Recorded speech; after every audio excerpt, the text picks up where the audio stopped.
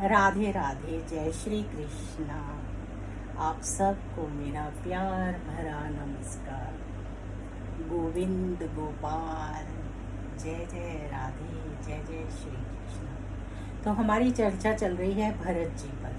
भरत जी ने हिरण का जन्म लिया और उसके बाद जब उन्होंने हिरण के जन्म को छोड़ा और उसमें उन्होंने बहुत तप किया, पशु होकर भी वो सूखी घास खाते थे और स्मरण रखते थे कि मुझसे क्या गलती हुई। और उसके बाद उन्होंने जब दूसरा जन्म लिया तो वो एक जिसको आप कह सकते हैं किसान के घर पैदा हुए, बनिए के घर पैदा हुए और वहाँ पर वो बढ़ रहे थे, पल पोस रहे थे, लेकिन उन्हें अपना पूर्व का जन्म याद था कि मैं पूर्व जन्म में हिरण था। तो वो बोलते कुछ नहीं थे, चुप रहते थे, क्योंकि उनको पता था कि किसी से भी बातचीत करने में और बोलने में प्रवाद बनेगा और फिर उसको भुगतना पड़ेगा। तो वो चुप रहते थे क्योंकि अब वो पूरी तरह से अपने आप को भगवान को समर्पण करके भगवान को पाना चाहते थे। जैसे जैसे बड़े होने लगे, एक दिन पिता की मृत्यु हो गई और जो भाई थे वो कहने लगे कि आप कुछ करते नहीं हैं। एक बार भाई ने उनको भेजा कि जाओ खेत में जाकर और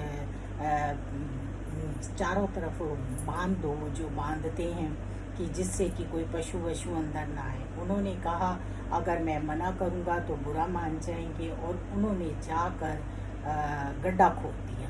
भाई बड़े परेशान हो गए, ये क्या किया, बांधने की बजाय उल्टा गड्ढा खोद दिया। उन्होंने उनका नाम जड़ भरत रख दिया कि इनको कुछ भी नहीं आता जाता और ये जड़ जैसे हैं, बिल्कुल बेकार।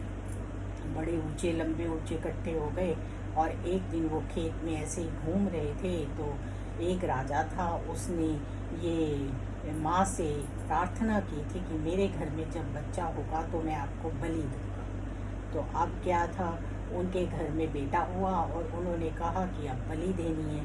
तो कुछ राजा के सिपाही थे, वो आए, उन्होंने देखा ये पागल सा है, ऐसे ही घूम रहा है, और जड़ भरत जी को पकड़ कर ले गए। वो भी चले गए, उनको खूब खिलाया पिलाया, उनको खिला पिला रहे थे। उनके खाने पीने में कोई रुचि नहीं थी क्योंकि वो उतना ही खाते थे जितना जीवन के लिए जरूरी है।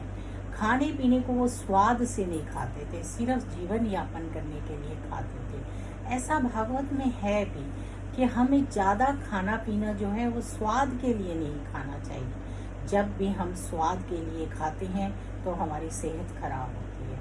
हमें खाना खाना चाहिए क्योंकि हमें जीना है, और उतना ही खाना चाहिए जिससे हम जी सकें और हमारी हेल्थ अच्छी रह सके।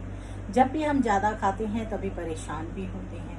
तो इस चीज़ को भी भागवत में बहुत अच्छी तरह से समझाया। उन्होंने खाया पिया सब कुछ किया, उन्हें नहला धुला के तैयार किया और अब माता के मंदिर में ले जाने लगे उनकी बलि देने के लिए।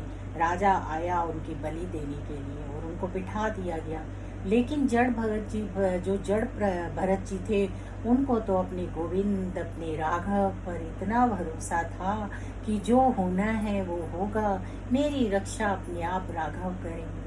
अब इधर जो थी माँ भगवती, उनको जड़ भरत जी पर दया आ गई। उन्होंने कहा कितना भोला भाला और कितना अच्छा इंसान है, हृदय का साफ। जैसे ही राजा ने तलवार निकाली जड़ भरत जी का सर धड़ से अलग करने के लिए, तो माँ काली प्रकट हो गई और उन्होंने तलवार राजा से लेके राजा की ही गर्दन काट दी और बॉल की तरह उससे खेलने लगी। तो जड़ भरत जी की उन्होंने रक्षा की।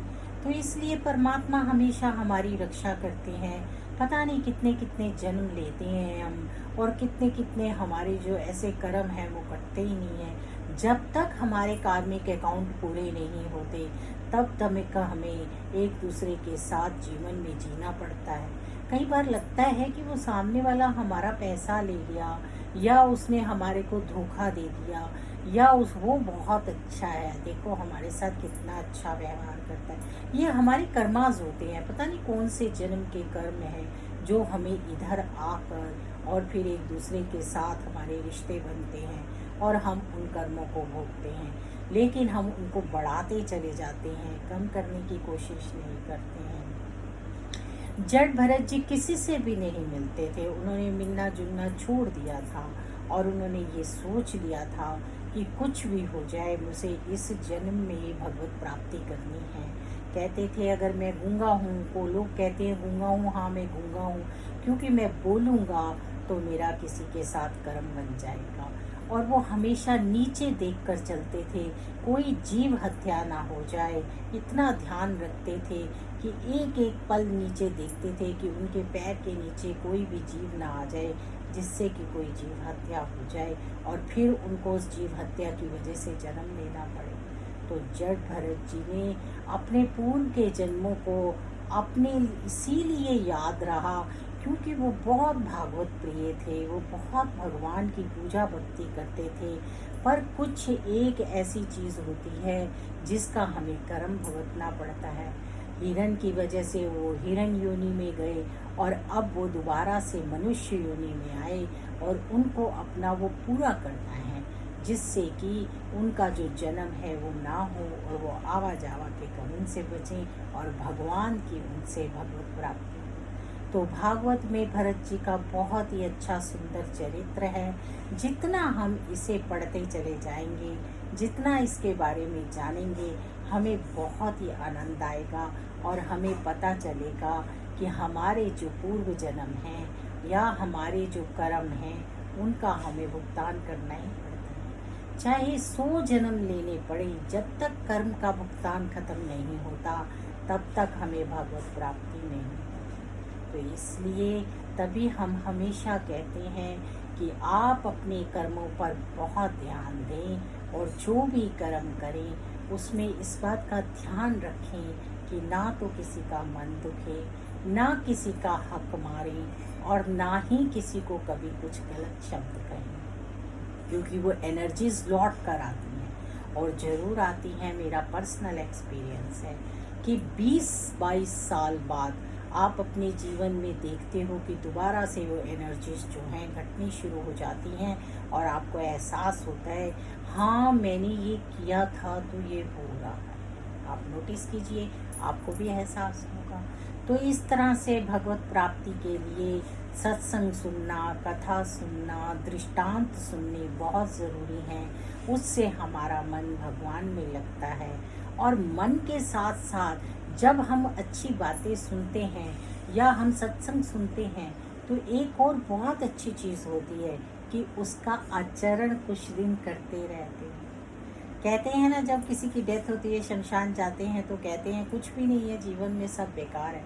लेकिन जैसे ही घर आते हैं फिर घर के चक्रों में फंस जाते हैं। घर को हम छोड़ नहीं सकते, घर से हम बंधे हैं, लेकिन घर में रहकर भी हम ऐसे ज़रूर रह सकते हैं कि हम घर में नहीं हैं।